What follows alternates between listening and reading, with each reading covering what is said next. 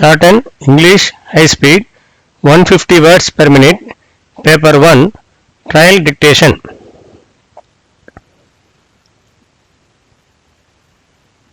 Be ready. 15 seconds left. 10 seconds left. 5 seconds left. Begin. Mr. Chairman Sir, we have heard the speeches of the Finance Minister and the Leader of the House. We feel that the budget may be good in parts, but there is no sound economic policy behind the budget. At one place, they say that there is self-sufficiency in food, and at another place that we must increase food production sufficiently.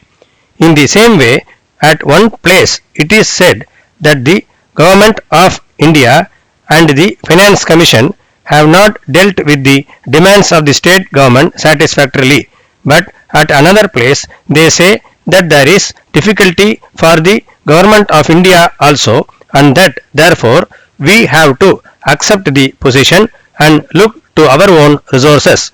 If this is the way they look at the matter, I am afraid that the central government may not accept our demand. Unless there is some demand, it will not be given. Shorten English High Speed 150 words per minute. Paper 1. Code number of the question paper is 230. 230. The passage is to be transcribed into longhand verbatim. 10 marks are reserved for shortened performance. Handwriting during transcription should be legible and sufficient space should be left between lines.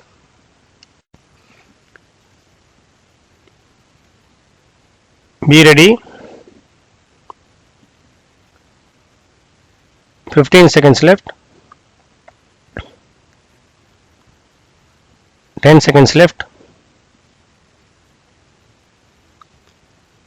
5 seconds left. Begin. Honorable Speaker Sir, I have great pleasure in participating in the discussion on the motion of thanks to the Governor's address.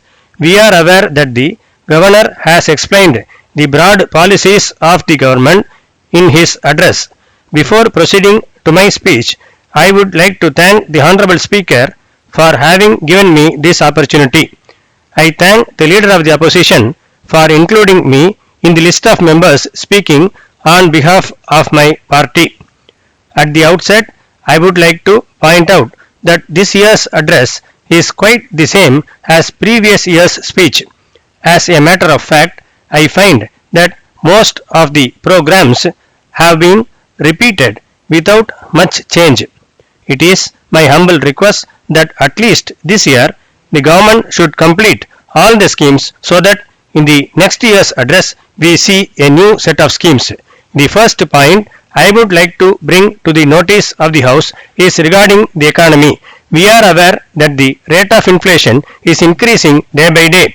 The value of the rupee is going down and the people find it difficult to pay more for the goods and services. In the circumstances, it is a matter of concern that the interest paid by the government to various agencies for past loans is also increasing to a great extent. I would like to point out that all these things put a strain on the people of the state. I fully agree that our state is one of the few developed states in the country. However, we should not lose sight of the fact that our loan burden is increasing year after year.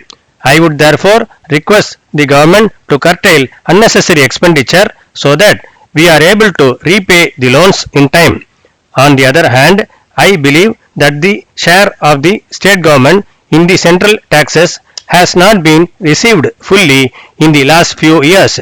In addition to this, we have to take into account the natural calamities faced by us in recent years. It is therefore necessary that we should request the Centre to release the funds due to us as early as possible. During the course of his speech, the Honorable Governor has outlined the steps taken by the government to improve bus transport facility. In this connection, I would like to bring to your kind attention one important thing. It is a matter of great concern that by introducing large number of deluxe buses, people have been forced to pay higher fare. On the one hand, I do agree that our rates are lower than those in other parts of the country, but at the same time, I also find that the number of ordinary bus services have been reduced greatly and people are forced to pay more for travel.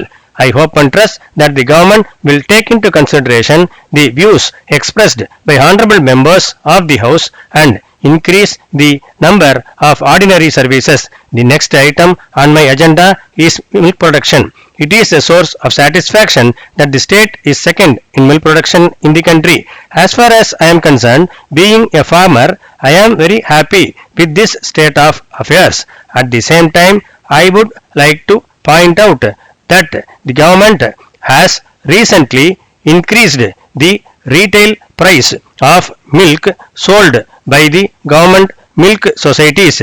It appears to me that this has been made in order to give better price to the dairy farmers. However, I would request the government to bring down the price a little so that the consumers are also benefited.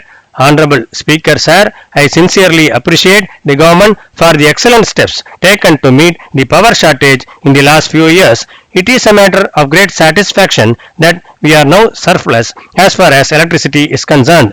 In this connection, I would like to bring one thing to your kind attention.